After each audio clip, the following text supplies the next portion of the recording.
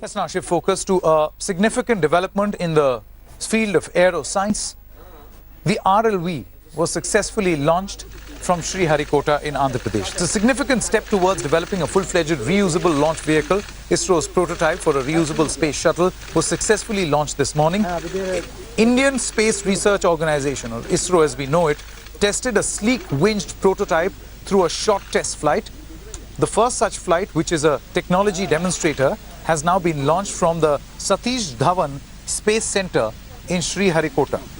The idea to develop a vehicle with delta wings and angled tail fins is to fly into space, inject an orbiter and land on Earth like an aircraft. So it can be reused. This will help cut cost of satellite launches by up to 10 times. An advanced version of the vehicle could also be used for manned missions as well. In fact, the hypersonic test flight, the vehicle took off vertically like a rocket to reach an altitude of 70 kilometers. After ascent, the vehicle will maneuver and take a 180-degree turn before re-entry. But on its descent, it will have a controlled splashdown into the Bay of Bengal instead of an aircraft-like landing, which will be tested subsequently. This is also being seen as ISRO's answer to competition from private companies like SpaceX. Let's take a look at these pictures of the launch. Akshita is at this moment. Akshita, you were in the studio when this actually happened. Yes. Explain to us the significance of this RLV. What is this going to mean for the layman? The reason, Sanket, everyone's referring to this as historic is because no other space agency, and I'm talking about NASA, Russian, Chinese, none of them really tried this because they believe that something like an RLV is not worth pursuing.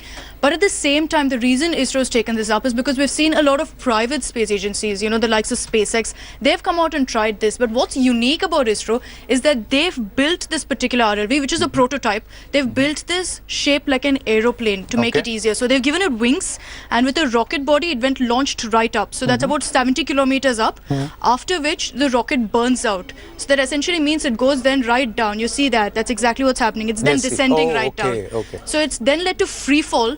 It falls into the Bay of Bengal, possibly, a few kilometers from Sriharikotta, and that's why it's reusable. So it is historic, but at the same time, it's going to take a lot more tests for ISRO to actually accomplish this. They're aiming at about 2030, which is when they're looking at this kind of an RLV with Indian astronauts in this RLV to actually take them to space. Yes, exactly. That's going to be absolutely significant, and the fact that other countries have said no to this, but India will be giving competition to private players. Exactly. With this particular launch. Thanks very much, Akshita, for joining us and explaining to us the significance of what this launch actually is going to mean.